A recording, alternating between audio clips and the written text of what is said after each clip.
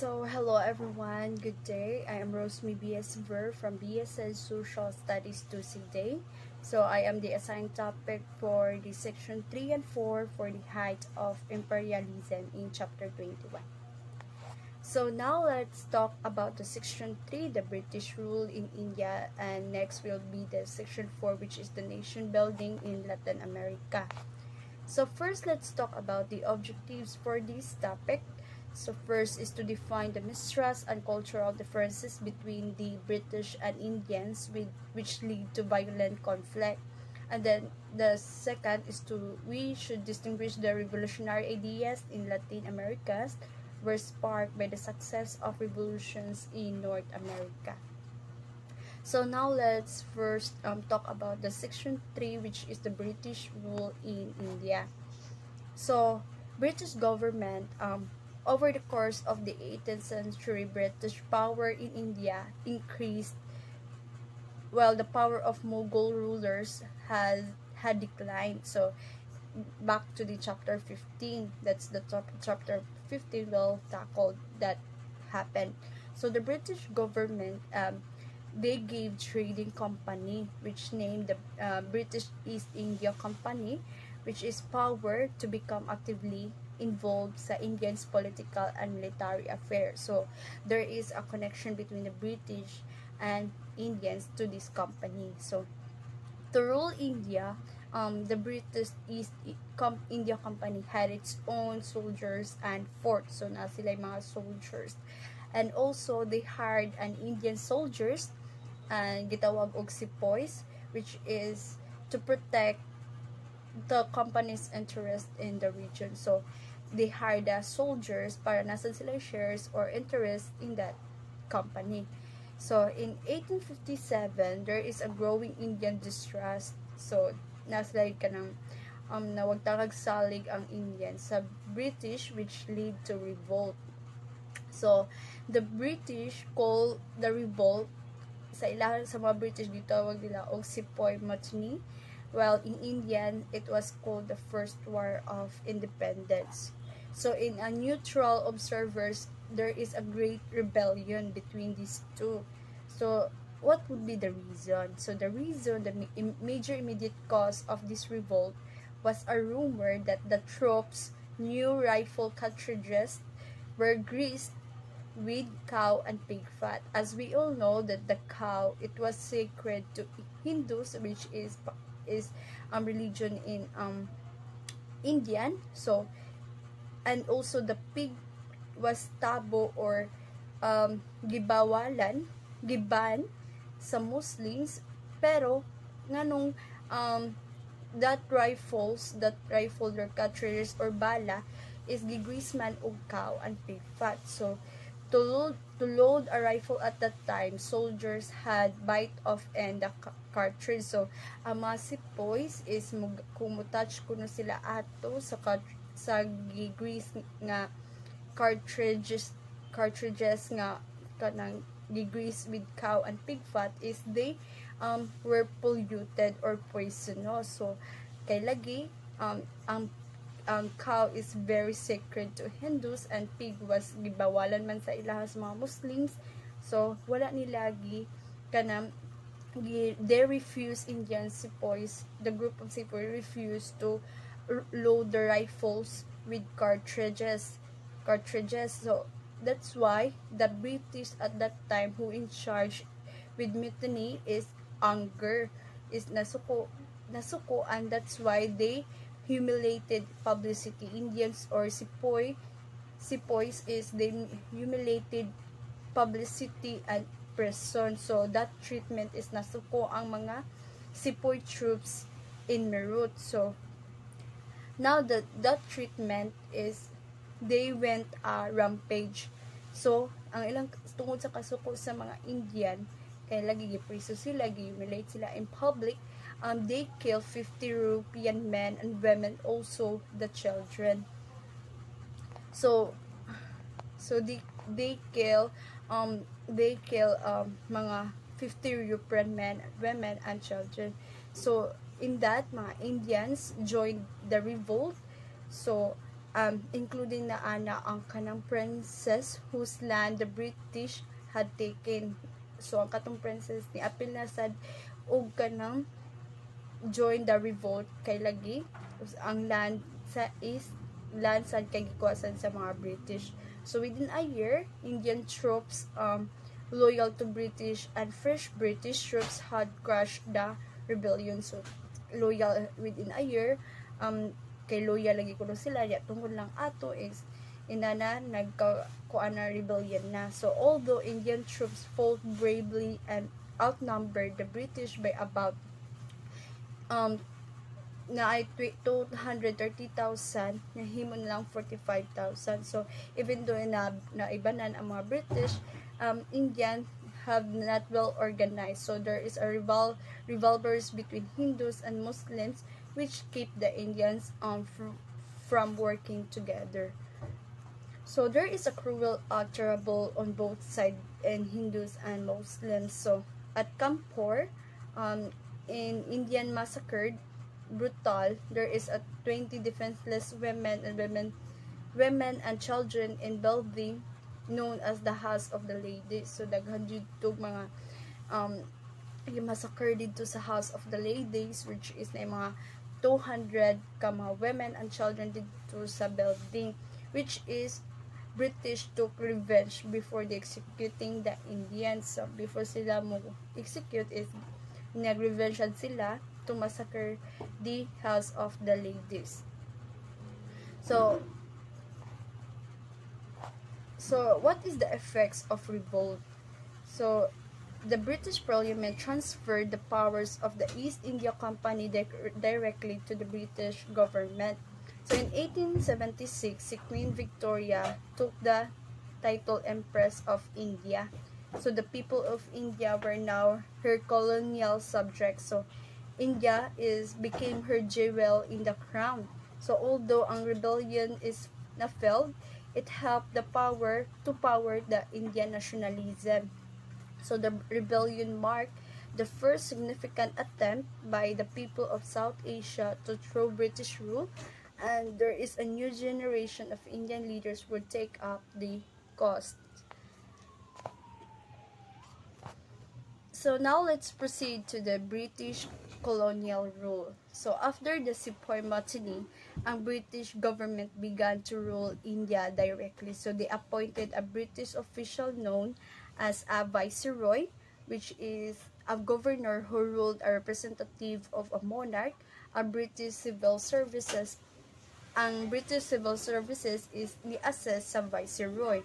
So this staff of viceroy there is a 3,500 official ruled almost 300 million people. So it is said that it would be the largest colonial population in the world.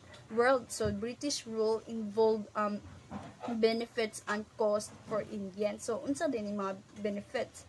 So first, it brought order and stability to a society badly divided into many states with different political systems. It also lead to a fairly honest, efficient government. And through the efforts sa British administrator and historian, si Lord Thomas Macaulay they set up a new school system. So also, there is a railroads, the telegraph and postal service was introduced to India shortly after the appeared in Great Britain. So ang katong kanang si Lord Thomas Macaulay is nag-set up man siya og new school system that time sa benefit sa British rule. So unsa day ang goal ani sa school nga ihang gi-set up? So the goal of this new school system was to train the Indian children to serve the government and army.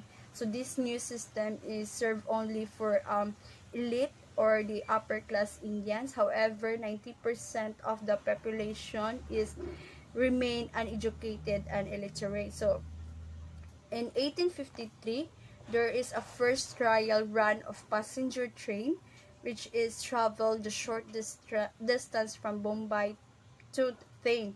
So usa sa benefit sa British rule. So the cost of British rule, um, in the Indian people, however, they paid a high price for the peace and stability brought by British rule. So there is a greatest cost, which is the economic. So the British entrepreneurs and a small number of Indians is they got these financial benefits from British rule. So it is brought hardship tungod sa anang pagkat sa benefits from British rule is nagka-hardships na or nagkalisod na ang mga both cities and other countryside. So in rural areas, um, the British is they send these zamindars. Zamindars is collect the taxes, and the British is they believe that using this local official, these zamindars would take easier to collect these taxes from the peasants. However, ang kaning zamindars is in India, they took advantage for their new authority. So, they increased taxes and forced these less fortunate mga peasants to become tenants or lose their land entirely. So, the peasant unrest grew. So, luoy jud kay sila kay lagi. Ang zamindars maru kaayo kay abi sila ang gisugot to collect taxes is they gitaasan nila ang interest, o kung di mo bayad, they lose their land entirely. So the British also encouraged many farmers to switch from growing food to growing cotton. So as a result, by that switch is the food supplies could not keep up the growing population. So in between 18,000 to 19,000, there is a 30 million Indians died of starvation of that switch of farmers to grow food of growing cotton. So in British rule, there was a disgreeding even for a newly educated upper classes who benefited the most from it. And also British also showed disrespect for India's cultural heritage. So next, here is the maps of the British positions in India from 1858 to 1914. So Indian nationalist means presumes that people and state are congruent. So in the British presence in India lead to an Indian and independence movement. So the first Indian nationalists were the upper class and English educated. So many of them were from kanang urban areas such as Mumbai, Madras and Chennai, and Calcutta. So in 1885, there is a small gulf in India. Indians meet in Bombay to form the Indian National Congress. So the INC or did not demand immediate independence. Instead, it called for a share in the governing process. So the INC had difficulties because of these religious differences. So the INC desired to independence for all Indians regardless kung unsa ilahang mga religious background. So however, daghang leaders from Hindu and reflected Hindu concerns. So in that, later Muslims called for the creation of separate Muslim leagues, such as league would represent the interests of the millions of Muslims in Indian society. So in this in 1915, there is a return of young Hindu from South Africa, brought a new life to Indians' new struggle for independence from British. So this is Mohandas Gandhi. He was born in 1869 in Gujarat in Western India. So he studied in London and became a lawyer. Now in 1893, he went to South Africa to work law for serving Indian workers there. So his son learned racial exploitation of Indians living in South Africa. So on his return to Africa, in his return to India, si Ganhi became active in independence movement. So tungod sa iyahang mga na-experience sa South Africa, sa iyang na-learn, he began a movement based on the non-violent resistance. So ang iyang aim was to force the British to improve a lot of the poor and grant independence to India. Ultimately, si Ganhi's movement is nakahatag jud og independence sa India. So because of Ganhi there is an independence to India. So now let's move on to colonial Indian culture. So the love-hate tensions of British and India that arose to British domination lead to a cultural awakening as well. So the cultural revival began in early in 19th century with the creation of British College in Calcutta, a local publishing house was opened. So it is used textbooks on a variety of subjects including na mga sciences, mga Sanskrit and Western literature. So the publisher also printed grammars and dictionaries in various Indian languages. So there is a revival soon spread to other regions of India. So it led to search for new national identity as a modern literary expression. So ang mga Indian novelists and poets is because of that they began to writing historical romances and epics. So some wrote in English but most were uncomfortable with borrowed colonial language. So because of that they preferred to use their own regional tongues. So in that opening, in that cultural opening or revival, there is a printed in various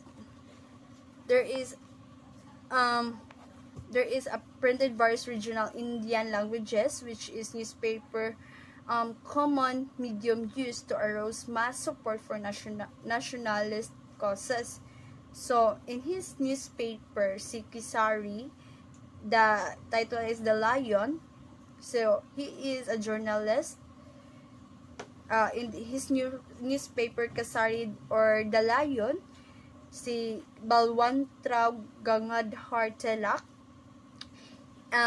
he used suggestion to convey the negative feelings about the British without ever writing anything disloyal into his newspaper nga The Lion. And another is si GSAR, editor of the popular Swedish Tram or Friend of Our Own Nation. It's organized to triplicate literary society. So there is a most famous Indian author.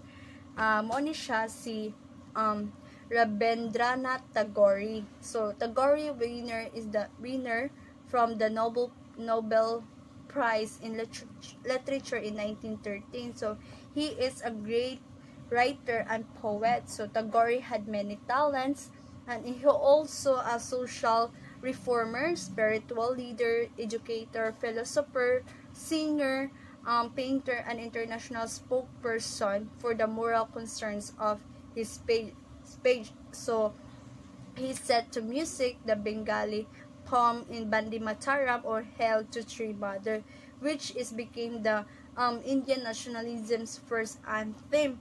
So Tagore also liked to invite a great thinker. That's why he expanded country home or state and set up school and that became international university. So Tagore's life mission was to promote pride in a national Indian consciousness in the face of British domination. So he wrote a widely read novel in which he portrayed the love-hate relationship of the Indian towards colonial mentors. So that is Tagore, which is the famous Indian author. So now let's proceed to the section 4.